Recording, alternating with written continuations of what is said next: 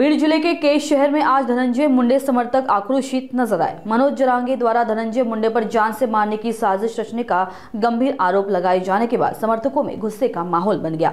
इसी के विरोध में आज केश शहर में मुंडे समर्थकों ने उनके फोटो पर दुग्धाभिषेक कर समर्थन जताया और जरांगे के आरोपों का निषेध किया। मुंडे साहेबांचे खोटे आरोप होत आहेत, त्या आरोपाचा आज आम्ही जाहीर निषेध करीत आहेत। आमच्या दैवतावर जर कोणी जास्त ते करायचं ठरवलं तर आम्ही त्याला जशाच तसं उत्तर देऊ।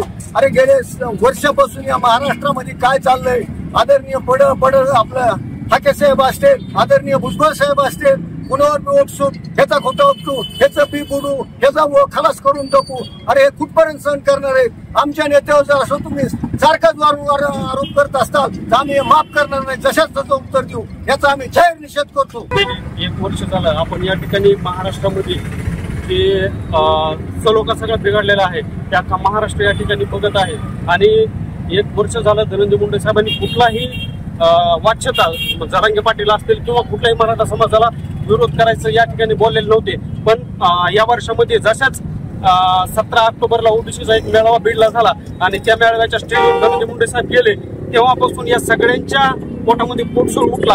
आणि मग धनंजय मुंडे साहेबाला बदनाम कसं करायचं आणि या ठिकाणी लागलेल्या स्थानिक स्वराज्य संस्थेच्या निवडणुका असतील याच्या तोंडावर बदनाम करण्याचे षडयंत्र या महाराष्ट्रामध्ये धनंजय मुंडे साहेबाला एक ओबीसीचं नेतृत्व संपवण्याच्या हेतून रचलेलं आहे।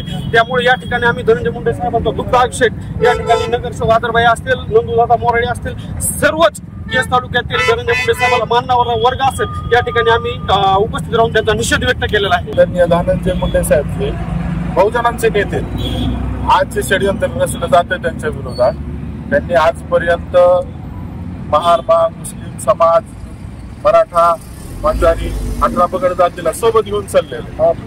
आज काहीतरी नेतृत्व संघटनेच्या वादात तुम्ही काही बी वक्तव्य करून आदरणीय धनंजय मुंडे साहेबांना बदनाम करू शकत नाही। त्यांच्यासाठी आमच्यासारखे निस्वार्थ मावळे, अतोनात प्रेम करणारे मावळे आजही जिवंत आहेत।